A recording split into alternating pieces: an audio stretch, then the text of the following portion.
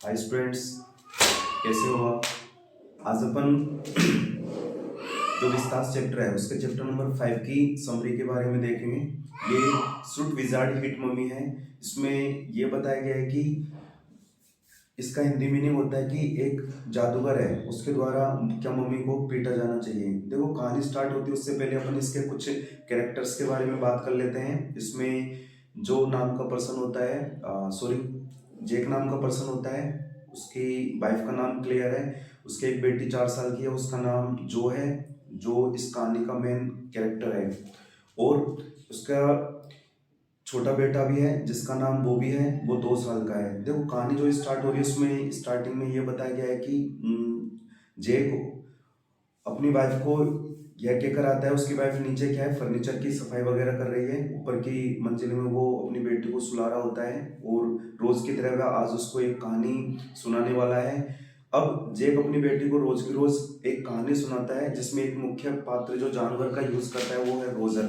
तो कभी वह रोजर गिलहरी की कहानी सुनाता है, कभी रोजर फिश की सुनाता है, कभी रोजर चिपमंक की कहानी सुनाता है।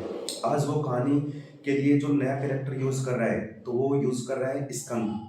इसमें क्या होता है, जब वो रोज रोज कहानी सुनाता है तो हर जानवर के लिए वो कुछ न कुछ एक मेन कॉमन चीजें यूज कर दी जाती है। जैसे रोजर फिश रोजर गिलहरी के लिए कहानी सुना रहा है तो वो क्या करता है कि इन जानवरों को जब दिक्कत आती है तो वो किसके पास में जाते हैं, वाइस आउल के पास में जाते हैं, बुद्धिमान उल्लू के पास में। वो इन जानवरों की हेल्प करता है, फिर कहता है कि तुमको इस प्रॉब्लम को दूर करने के लिए जादूगर के पास में जाना चाहिए। अब जादूगर क्या होता है, एक क्रीप नदी के किनारे सफेद छोटे से घर में एक छोटा सा बूढ़ा आदमी है, वो वहां पर उन जानवरों की हेल्प करता है जो भी कोई दिक्कत आती है।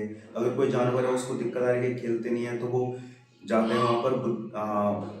जादूगर है, वो कहता है कि इस तरीके से करना तुमको।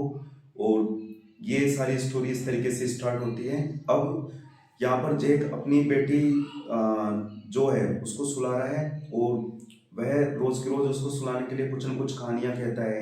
ये परंपरा उसने जब से स्टार्ट की थी जब जो 2 साल की थी। अब कहानी कहते कहते 2 साल और हो गए, यानी वो 4 साल की हो गई है। अब 2 साल में उसके पास में कहानियों की कमी आ गई थी, रोज की रोज कहानी कहाँ से लाए। आज वो अपनी बेटी को सुलाने के लिए जो कहानी यूज में ले रहा है वो है रोजर स्कंक की। स्कंक का मतलब होता है बदबूदार एनिमल। वह कहानी स्टार्ट करता है और उसको लग रहा है कि मैं कहानी जल्दी से खत्म करूं और इस लड़की को नींद आ जाए ताकि मैं अपनी वाइफ क्लियर है जो नीचे फर्नीचर की सफाई वगैरह कर रही है, उनका कलर कर रही है, उनके लिए मैं हेल्प करूं।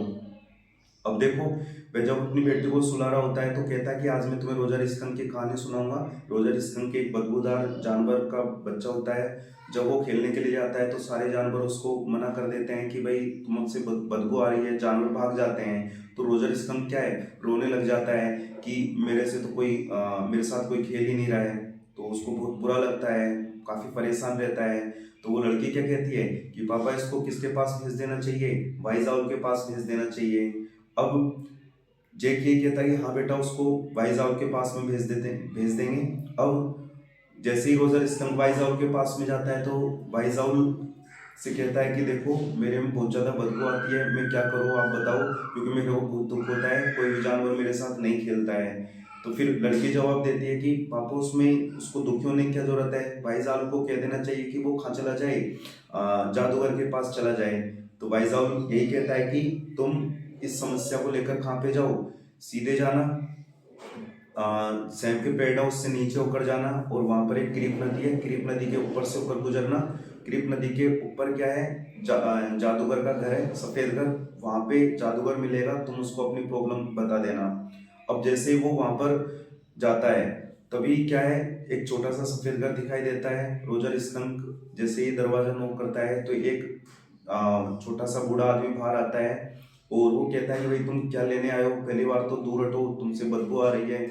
तो रोजर स्किन कहता है कि यही तो सबसे बड़ी प्रॉब्लम है, मैं जब किसी भी जानवर के साथ खेलता हूँ तो सारे जानवर मुझसे मना कर देते हैं कि तुमसे बदबू आ रही है, भाग जाते हैं। और मेरी सबसे बड़ी प्रॉब्लम है कि मैं कैसे इस समस्या को दूर करूँ। मेरे को ये जो मेरे शरीर से बदबू आ रही है इससे अच्छी स्मेल आनी चाहिए, यानी कि फ्रेगनेंस, सुगंध आनी चाहिए।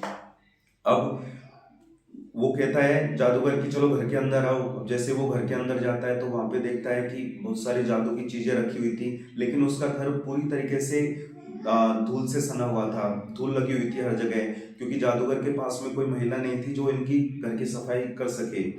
अब वहां पर एक मैजिक स्टिक, जादुई छड़ी भी पड़ी हुई थी। जादूगर क्या करता है, उस जादू की छड़ी को उठाता है और ध्यान की पोजीशन में आता है और फिर कहता है कि बताओ रोजर स्कन, तुम्हें कौन सी स्मेल चाहिए, किसकी स्मेल चाहिए। तो रोजर स्कन कहता है कि मुझे गुलाब वाली पसंद है, मुझे गुलाब की सुगंध दे दो। तो वो आंखों को बंद करता है, मंत्र जपता है। तभी कुछ समय के बाद में रोजर स्कन के शरीर से गुलाब की खुशबू आने लगती है। रोजर स्कन काफी खुश होता है, लेकिन वहां पर जो जादूगर है हर जानवर से एक कंडीशन रखता है कि उनको इस समस्या को दूर करने के लिए कुछ पैसा देना पड़ेगा। अब जो जादूगर है वो उससे डिमांड करता है रोजर स्कंक से कि तुम्हें 7 पेनी पड़ेगी। ध्यान से सुनना, 7 पेनी देनी पड़ेगी। अब रोजर स्कंक कहता है कि 4 पेनी तो मेरे पास में है, 3 में कैसे लाऊं। तो इसके लिए जादूगर सॉल्यूशन भी बताता है कि तुमको इस जो ये गली है, यानी आगे की तरफ तुम जाओगे तो वहां पर एक कुआं मिलेगा, उस कुएं के तुम 3 चक्कर लगाना, तुम्हें वहां पर 3 पेनी और मिल जाएगी। रोजर स्कंक जाता है, कुएं के 3 चक्कर लगाता है, 3 पेनी और मिल जाती है। इस तरीके से उसकी 7 पेनी कंप्लीट हो जाती है और अब वो अपने घर पर आता है। सबसे पहले घर पर आने से पहले वो जानवरों के पास में जाता है। अब जानवर, उसकी शरीर से सुगंध आ रही थी, बहुत सारे जानवर उनके पास में इकट्ठे हो जाते हैं और फिर अच्छे तरीके से खेलते हैं। रोजर स्कंक को काफी अच्छा लगता है, बहुत खुश होता है।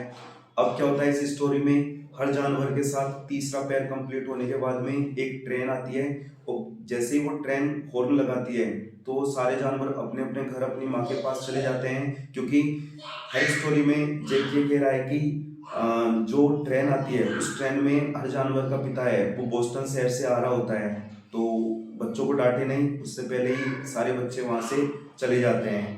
इस बार भी ऐसा ही हुआ। रोजर स्कंक ने बोस्टन शहर से आ रही ट्रेन की आवाज को सुना और अपने घर पर पहुंच गया।